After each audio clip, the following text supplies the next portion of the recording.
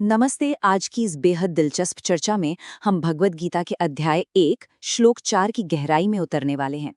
पहली नजर में देखने पर ना, ये श्लोक शायद आपको कुरुक्षेत्र के मैदान में खड़े योद्धाओं की एक साधारण सी लिस्ट लगे, लेकिन यकीन मानिए, जब हम इसके भीतर छिपे अर्थ को समझते हैं तो पता चलता है कि यह हमारी मानसिक दृढ़ता और आंतरिक शक्ति का एक बहुत ही शानदार साइकोलॉजिकल ब्लूप्रिंट है।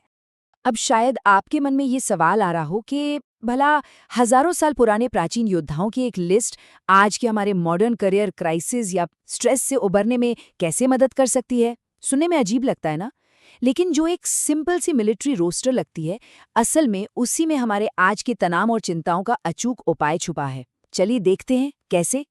तो हमारा पहला भाग है वास्तविक युद्धभूमि और दुर्योधन का अवलोकन। चलिए सबसे पहले सीधे उस ऐतिहासिक मैदान में चलते हैं। इमेजिन कीजिए, कुरुक्षेत्र का विशाल मैदान है। दोनों सेनाएं बिल्कुल आमने सामने खड़ी हैं और दुर्योधन अपने सामने खड़ी उस विशाल विरोधी सेना को बहुत ध्यान से देख रहा है। इस ऐतिहासिक माहौल को महसूस करने के लिए आइए इस श्लोक को इसके मूल संस्कृत रूप में सुनते हैं। अत्र शूरा महेश्वासा भीमार्जुन समायुधि युयुधानो विराटश्च द्रुपदश्च महारथा। इन शब्दों की गूंज में ही अपने आप में एक अजीब सी गंभीरता और शक्ति है।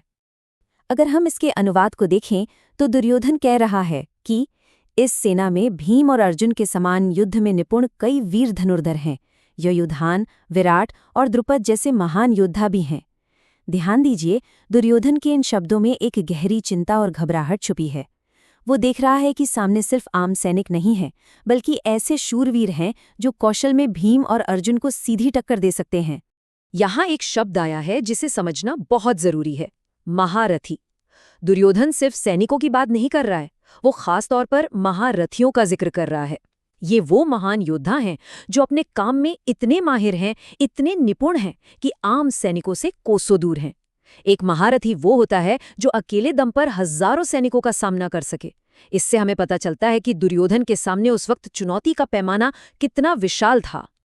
और यहीं से हम बढ़ते हैं अपने दूसरे भाग की तरफ, मनोवैज्ञानिक रूपरेखा, मानव प्रस्तावना। अब अगर हम उस बाहरी और ऐतिहासिक युद्ध भूमि से थोड़ा हटकर सोचें तो हम पाएंगे कि हर बाहरी लड़ाई का एक बहुत ही व्यक्तिगत आंतरिक रूप भी होता है।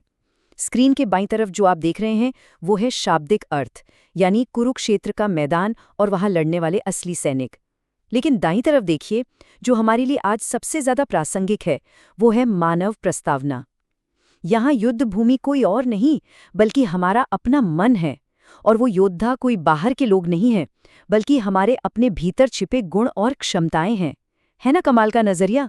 जरा सोचिए, जैसे पांडवों ने चुन चुनकर इन महान नायकों को इकट्ठा किया था, बिल्कुल वैसे ही हमारा जो उच्चतर स्वरूप या हायर सेल्फ है ना, वो भी जीवन भर के अनुभवों से कुछ बहुत ही विशिष्ट शक्तियों को इकट्ठा करता है। उदाहरण के लिए वीर योद्धा विराट को लें।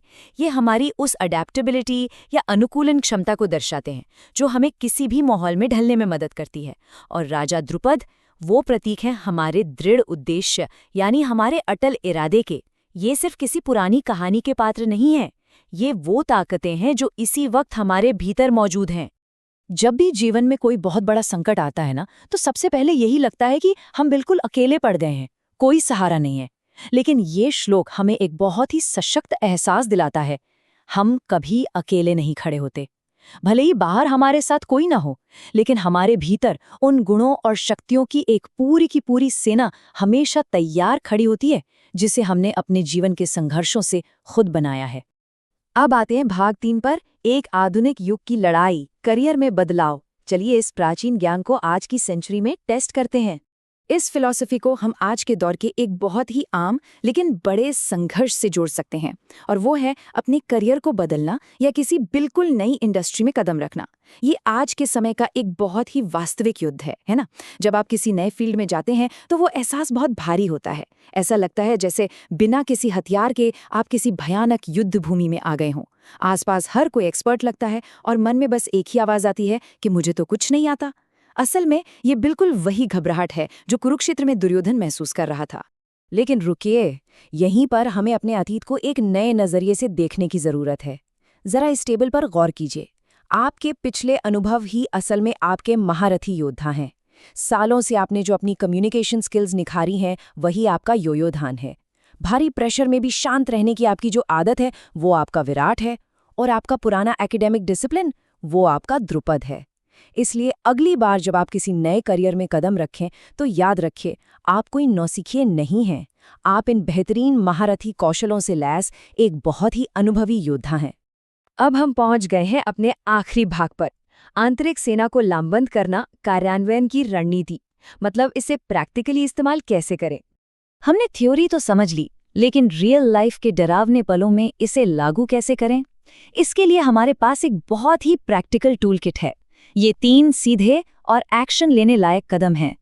पहला, अपने महारथियों की पहचान करना। दूसरा, तुलना या कंपैरिजन के जाल से बाहर निकलना। और तीसरा, अपने उस अंदरूनी सपोर्ट की मानसिक कल्पना करना। चलिए इन्हें फटाफट डिकोड करते हैं। तो सबसे पहले शुरुआत कहाँ से करें?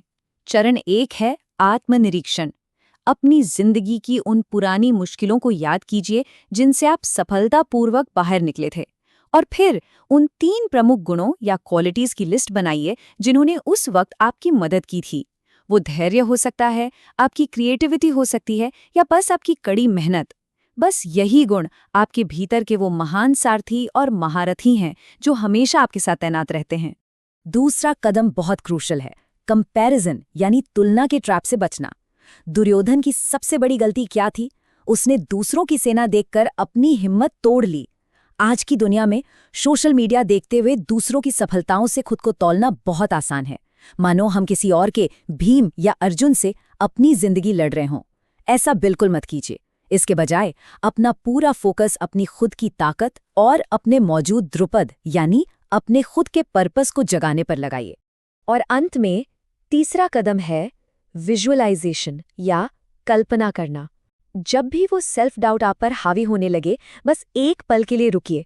इस श्लोक का मन ही मन पाठ कीजिए। ये आपके दिमाग के लिए एक एंकर का काम करेगा।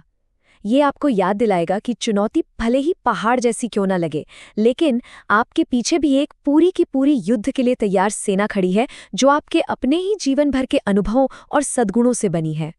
तो हम अपनी आज की इस चर्चा के अंत में आ गए हैं, और ये हमें एक बहुत ही पावरफुल विचार के साथ छोड़ता है।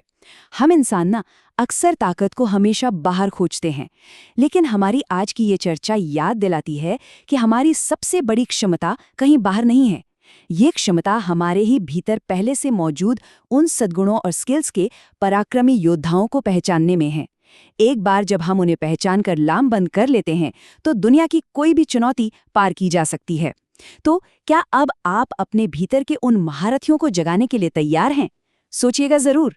इसी सवाल के साथ हम आज की बात यहीं समाप्त करते हैं। जुड़ने के लिए आपका बहुत बहुत धन्यवाद।